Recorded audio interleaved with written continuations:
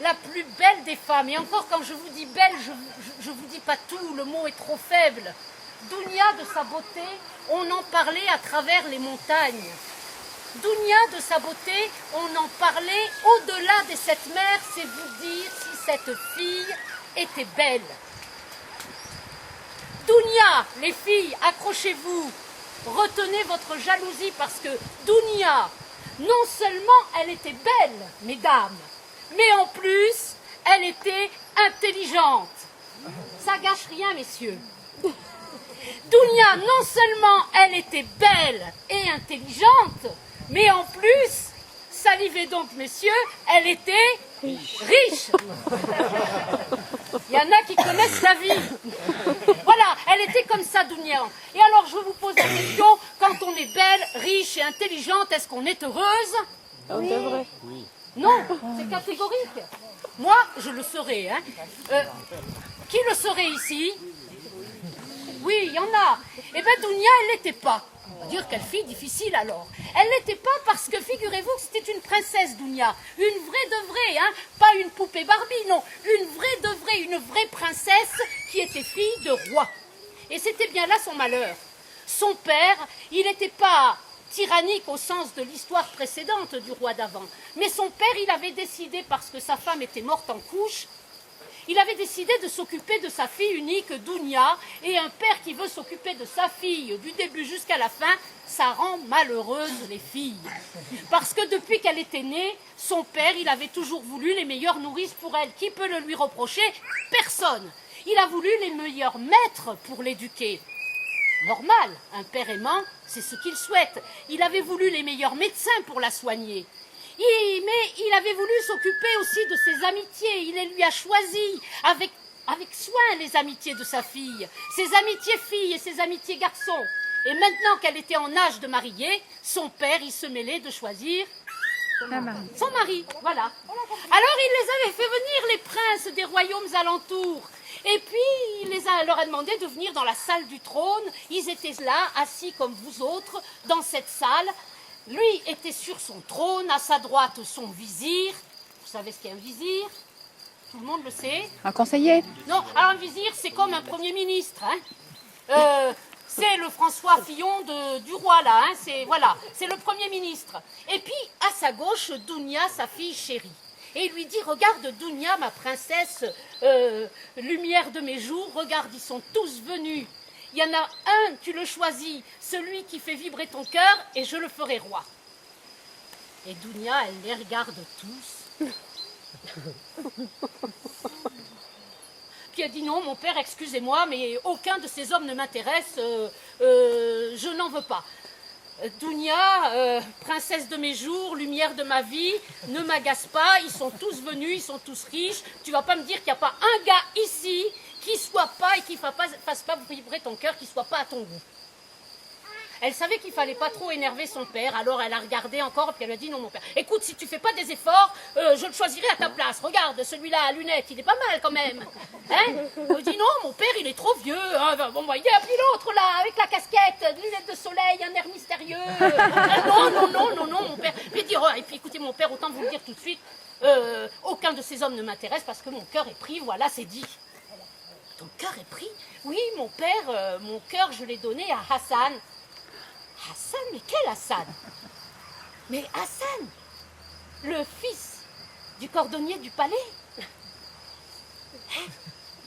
Hassan, ce va-nu-pied. Qu'on aille me chercher Hassan, a dit le roi, et qu'on lui coupe la tête.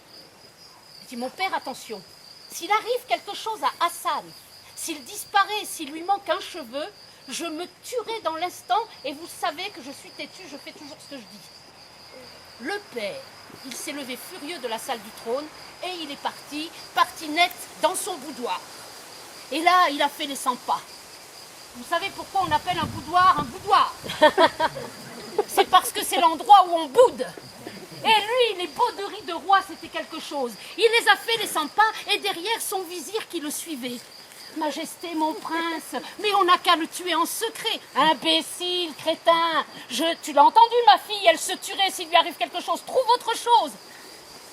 Majesté, mon prince, je sais, achetez-le. C'est un pauvre. Eh bien, il dira à Dounia qu'il ne l'aime plus, et puis elle finira bien par en trouver un autre. Imbécile crétin.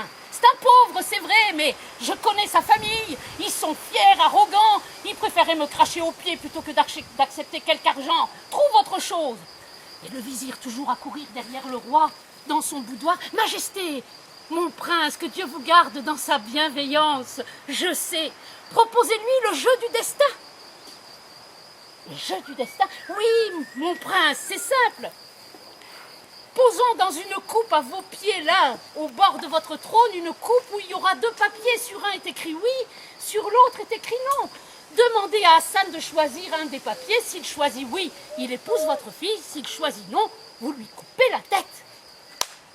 Je lui coupe la tête. Mais c'est formidable, a dit le roi.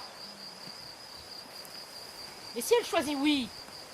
Imbécile crétin, je t'ai dit que je ne voulais pas que ma fille épouse ce va-nu-pied. Majesté, mon prince, vous seul et moi-même saurons ce qui est écrit sur les papiers. Nous marquerons non sur un et non sur l'autre. Ainsi, quel que soit le papier qu'il choisira, il aura la tête coupée. Tricher! Tu me demandes de tricher! Mais quelle bonne idée, a dit le roi. Et c'est ce qu'ils ont fait. On a posé une coupe et deux papiers dans cette coupe au pied du roi. Le vizir à sa droite, Dounia, sa fille bien-aimée, à sa gauche, et on a demandé à Hassan d'entrer. Tout le peuple était là, les prétendants aussi, ils occupaient les premiers rangs. Derrière, les nobles, les ducs, les princes, tous les autres, et le peuple enfin qui rentrait autant qu'il le pouvait. Et le roi a dit qu'on le fasse entrer, et du fin fond de la salle du trône est entré Hassan. Mesdames, quand Hassan est rentré, toutes les femmes présentes se sont pâmées d'envie. Cet homme-là, quand il ouvrait les yeux, qu'il regardait et qu'il posait son regard sur des choses ou des personnes, tout s'illuminait. Quand il passait, un vent frais comme une caresse d'amour flottait dans l'air. Et Hassan avançait, mais lui, il n'avait Dieu que pour une seule personne, c'était Dounia. Il avançait en la regardant, en l'embrassant. Il avançait, il a salué le roi et le roi dit « Hein! Alors c'est toi qui prétends aimer ma fille et cet imbécile prétend te le rendre. » « Oui, Majesté, je l'aime et je désire l'épouser. » « Bon! Que le peuple et que vous tous ici en soient témoins, soit il n'est pas coutume à un roi d'offrir sa fille à un pauvre mais bon. Regarde, acceptes-tu de jouer au jeu du destin? Tu vois là, deux papiers dans cette coupe, si tu choisis, sur un est écrit le mot oui, sur l'autre le mot non. Si tu choisis le mot oui, tu épouses ma fille. Le peuple en est témoin, si tu prends le mot non, eh bien nous te coupons la tête, acceptes-tu, Hassan, de jouer au jeu du destin? Dounia, elle qui connaissait la malice et les ruses de son père, se doutait bien qu'il y avait quelque chose de louche là-dedans, et elle faisait des signes à Hassan, son bien-aimé. Et puis lui, il regardait Dounia, il regardait la coupe, il regardait le roi, il regardait Dounia, il regardait la coupe, il regardait le roi, et Dounia faisait toujours. Il regardait Dounia, il a regardé la coupe et il a dit « Majesté, j'accepte de jouer le jeu du destin. Il n'y a pas que Giscard qui en a un, Hassan aussi a son destin. Il n'y a pas que Giscard qui en a un, Hassan aussi a son destin. Sa vie se joue sur un papier, amour toujours ou tête coupée. Destin connu, papier truqué, amour toujours ou tête coupée. Y a pas que Giscard qui en a un, Hassan aussi a son destin. Y a pas que Giscard qui en a un, Hassan aussi a son destin. Silence dans la salle. Tout le monde est suspendu au geste de Hassan. Va-t-il prendre celui de droite ou celui de gauche? Il hésite. Finalement, il se décide pour la gauche. il lève le papier. Le roi lui-même est en apnée. On attend qu'il l'ouvre, comme chacun aurait fait. Mais lui, au lieu d'ouvrir grand le papier, il le plie, il le plie, il le replie, il le replie. Et puis quand le papier est une petite boule comme ça, vous voyez, il ouvre la bouche et il l'avale. Le roi, il dit, mais qu'est-ce que t'as fait? Sire, j'ai mangé mon destin. Il a mangé son destin. Il a mangé son destin, mais on n'a pas le droit de manger son destin. Comment je vais savoir, moi, ce que t'as mangé maintenant? Vous le savez, bien sûr. Oui, il suffit pas de dire oui, hein, il faut donner la réponse aussi. Allez-y, qui c'est? Toi, tu sais, vas-y. C'était non. Il a mangé non, mais toi, tu le sais. Mais comment il va faire, le roi, pour savoir? Eh ben, il va tirer. Il va regarder dans le papier. Mais bien sûr! Tu sais que tu pourrais être roi à la place du roi? Oui, bien sûr, et lui... Hassan, c'est ce qu'il lui dit, mais Majesté, il suffit de lire l'autre papier. Si sur l'autre papier est écrit oui, c'est que j'ai mangé le non et vous pourrez me couper la tête. Mais si sur l'autre papier est écrit non, c'est que j'ai avalé le oui. Et je veux épouser votre fille. Et le roi, il l'avait promis devant le peuple, il n'a pas pu faire autrement que donner sa fille à Hassan. Et le temps passant, il s'est aperçu que ce Hassan, ma foi, tout fils de cordonnier qu'il était, il était pas sot. Faut pas croire. Alors, il lui a donné la place de vizir. Il a admiré ses qualités, parce que vous le savez, rien n'égale les qualités d'un ministre qui arrive, si ce n'est les défauts de celui qui s'en va. Alors, voilà, il l'a fait Premier ministre à la place de l'autre. Et puis, le voyant gouverner, il s'est dit qu'il était temps de prendre sa retraite et d'attendre les petits-enfants. Et il a donné à sa fille Dounia et à Hassan, son gendre, le royaume à gouverner en entier.